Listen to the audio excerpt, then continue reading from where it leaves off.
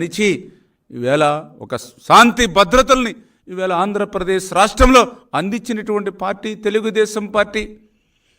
అటువంటి శాంతి భద్రతలను, law and ఆర్డర్ని ఎప్పుడు పెద్దపేట వేసేటువంటి పార్టీ తెలుగుదేశం పార్టీ. ఈరోజు దానికి తోడుగా ఈవేళ జనసేన బీజేపీ ఉండి చాలా క్లియర్గా చంద్రబాబు నాయుడు గారు కూడా ఒక మెసేజ్ని ఎప్పటికప్పుడు ఆయన కూడా చెప్తూ ఉన్నారు.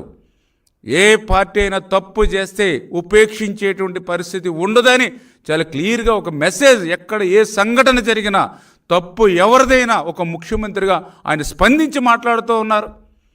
ఎప్పుడైనా నీ జీవితంలో ఎప్పుడైనా ముఖ్యమంత్రిగా ఎప్పుడైనా మాట్లాడావా?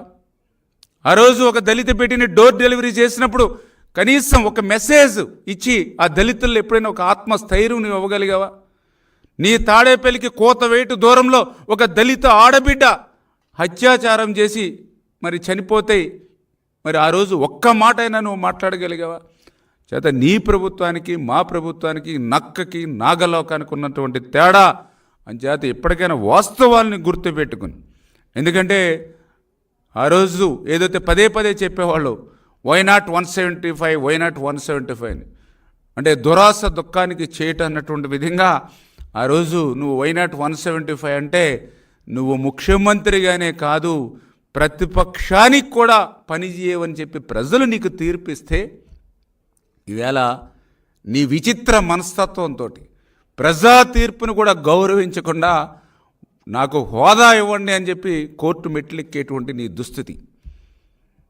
ఏదైతే ఈవేళ భద్రత, మరి ఈవేళ ప్రజలు నిన్ను ఒక ఎమ్మెల్యే స్థాయికి నిన్ను పరిమితం చేస్తే ఈవేళ అయినా నీకు Z+ కేటగిరీ ఒక మాజీ ముఖ్యమంత్రికి ఈ ప్రభుత్వం కల్పిస్తే అది కూడా నాకు సరిపోదు.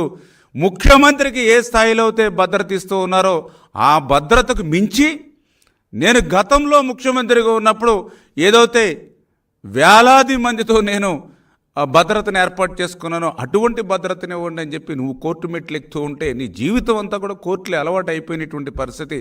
అంచేత నీకు ఆ కోర్టులకి వెళ్ళవలసింది ఇటువంటి ప్రతిపక్ష హోదా గురించో ముఖ్యమంత్రి భద్రత గురించో కాదు నువ్వు కోర్టుకి వెళ్ళవలసింది.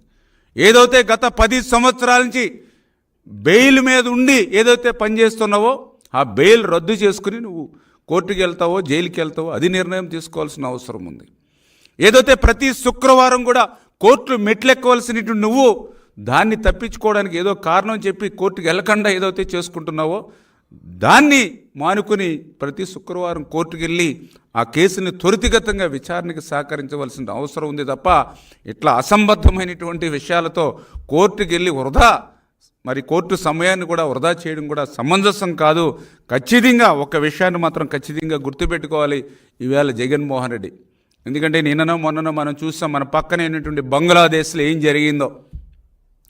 బంగ్లాదేశ్లో ఆ రోజు ఉన్నటువంటి ఏదైతే మరి ప్రధాని షేక్ హసీనా మరి ఆ దేశాన్ని విడిచిపెట్టి బయటికి వెళ్ళిపోవాల్సినటువంటి పరిస్థితి వచ్చింది. ఎందుకు వచ్చింది?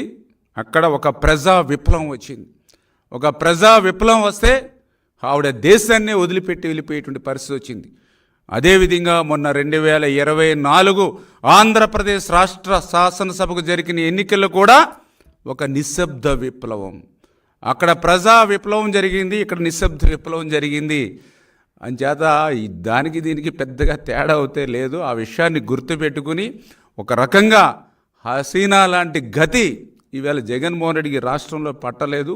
అంచేత కనీసం ఒక ఎమ్మెల్యేగా అయినా సరే ఏదైతే ఈ రాష్ట్రంలో ఇంకా పాలన మాకు ఏదైనా మెరుగ్గా చేయడానికి మీ దగ్గర ఏమైనా ఆలోచనలు కానీ ఏమైనా సలహాలు కానీ సూచనలు ఉంటే ఇవ్వండి తప్ప ఇప్పటికే 20 సంవత్సరాలు వెనక్కి ఏదైతే ఆంధ్రప్రదేశ్ రాష్ట్రాన్ని నీ పాత పరిపాలన నెట్టేశారో దాన్ని మరింత నెట్టేసేటువంటి విధంగా మీరు ప్రయత్నించి ఈ ఆంధ్రప్రదేశ్ రాష్ట్రానికి తెలుగు జాతికి ఇప్పటివరకు మీరు చేసిన ద్రోహం సరిపోతుంది. భవిష్యత్తులో ఇంకా ఇంతకు మించి అన్యాయం చేయొద్దని చెప్పి జగన్మోహన్ రెడ్డి గారికి కూడా మీ ద్వారా హితవు పలుకుతున్నాం.